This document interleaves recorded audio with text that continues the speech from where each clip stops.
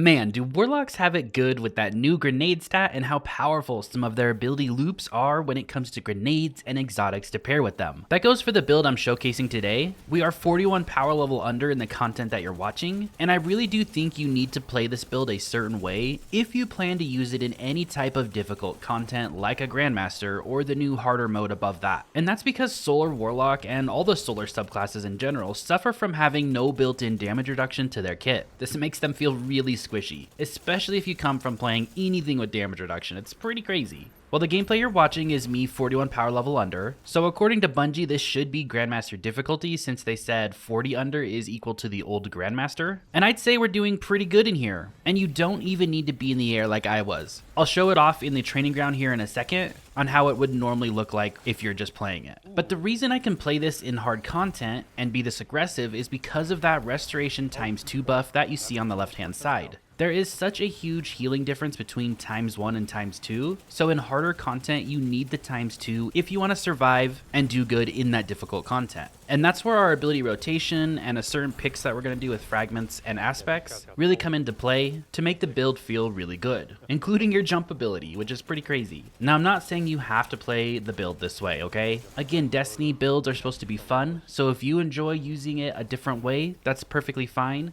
Just know that you lose out on restoration ×2, and I can't stress how big restoration ×2 is in the more difficult content you push up into. So let's look at the ability rotation really quickly. It's very simple. Anytime you go into an activity, you start with 2 grenades. You're going to consume that first grenade, and on the left hand side, it'll activate a buff called Heat Rises. The next thing you're going to do is just throw your grenade, and then you can even snap your melee if you want to cause an ignition, but it's not even needed. So just throw your grenade, then do a little bunny hop and dive to the ground with Phoenix Dive. That's all you have to do. Consume your grenade, throw your second grenade, dive to the ground. That'll activate restoration ×2 from Phoenix Dive. Because we paired that with Heat Rises aspect, and when you consume the grenade, it gives you restoration ×2 from diving to the ground from Phoenix Dive. And then you just go about your way dealing damage with your empowered weapon, because you're radiant from your snap, or you got radiant from the artifact mod, and just chucking fusion grenades out left and right. All this time while keeping restoration ×2 up. And then another really cool thing is, as you can see, if restoration ×2 is running down, like you see on the left hand side there, I'm about like at 4 seconds. If you just Phoenix Dive again, which you're gonna have up all the time because your fusion grenade refills that Phoenix Dive, right? It'll just reset that restoration ×2 back to 15 seconds instantly.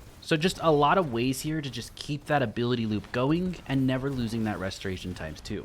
And what makes this build so good is thanks to all the changes that just happened. So first off is that grenade stat. Definitely aim to get it as high as possible. I was running 160 grenade in the gameplay you see, so I was still losing out on almost half the extra damage that my grenade could be doing. And it can get a 65% bonus damage when you get up to 200 grenade. And of course you get that extra ability energy and the chunk ability energy coming back from different sources. This includes our exotic called Starfire Protocol. You guys know this exotic? It's back from the grave, and they just did a slight change to it, which really helps it out. Now you can recharge your grenade from empowered weapon damage, and you get extra any from empowered weapon final blows. And then defeating targets with fusion grenades grants that rift energy back instantly, and you have a second charge. So essentially now when you have Radiant, any of that weapon damage that you're doing is just proccing Starfire Protocol on the move for us, which is what's really nice about it now. Also, I was using Tommy's matchbook in the gameplay, and even the Scorch left by my weapon would proc that empowered damage when the Scorch ticks would go off. So sometimes I could be behind something and have scorched an enemy with my weapon, and you'll see in the bottom left my grenades start ticking up because that scorch damage is empowered from my weapon,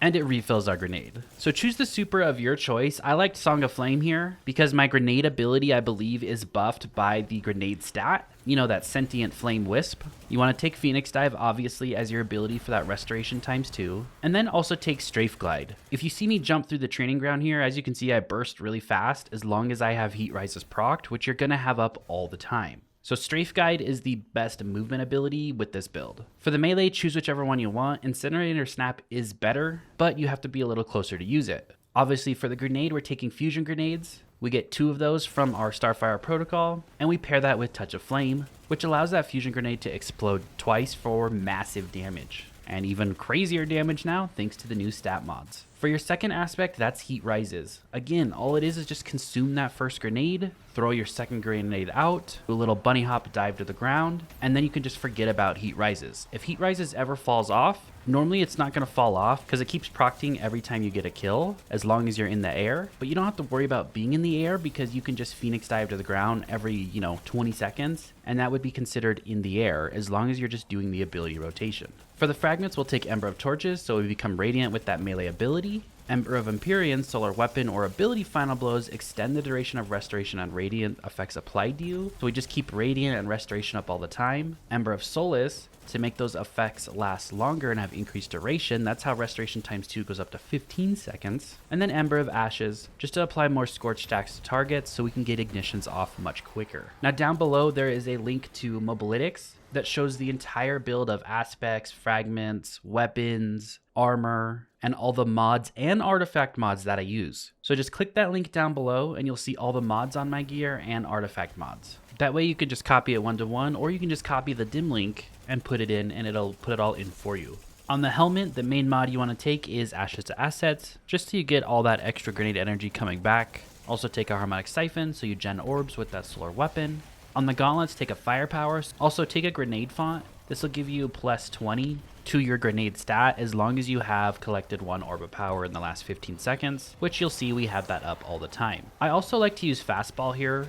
You don't really need to have Fastball on, but it just makes fusion grenades go a little bit quicker and it feels nicer. On the chest piece, this is still your damage reduction. So match whatever activity you're doing. You can throw on a concussive dampener or a sniper damage resist for that overall damage, and then add maybe like a solar or a void or an arc, whatever that is hitting you harder in that particular activity you're doing. Now on the boots, I did take 1 copy of Innervation, reduce grenade cooldown each time you pick up an orb of power. We actually get a lot from this now with that new grenade stat since we're over 100. It's a nice chunk of our grenade back every time we grab an orb of power. And then also we'll take 2 solar weapon surges. So we get that 17% damage to Tommy's matchbook, and we have armor charges all the time. On the class item, we'll take time dilation. It makes the armor charges last 15 seconds instead of 10. We're going to take a Reaper. It's just a way to spawn an extra orb of power every 10 seconds because we'll have Phoenix dive to the ground so often. And then also Bomber, so we get more grenade coming back every time we do Phoenix dive to the ground. As far as artifact mods goes, honestly, you could have every single artifact mod off and this build would still work exactly the same and feel just as good. I would recommend a couple here. You could do Fever and Chill. Rapid precision hits with solar weapons grant Radiant. So that's pretty nice. It's just another way that we can get Radiant without having to use our melee ability. I think the Elemental Daze perk in harder content will be really good as well. Stunning a champion with an elemental weapon creates an elemental aligned explosion, and it will apply the matching elemental debuff to them and nearby targets. So that's going to be something like Jolt or Scorch or Weaken. So a lot of cool things that could happen with that. And then one in the last column that a lot of you probably don't have unlocked yet would be Shield Crush. While you are amplified or radiant, your grenade recharges faster and deals increased damage. You're going to be radiant all the time with this, and I believe this is another 25% damage bonus for your grenade. I hope you guys enjoyed this video. I hope you found it helpful. You don't need to play the build this way, but I urge you guys to at least try it and see how it feels in harder content with Restoration times 2 compared to without it. Thank you so much for watching, and I'll see you all in the next video. Have a great rest of your day.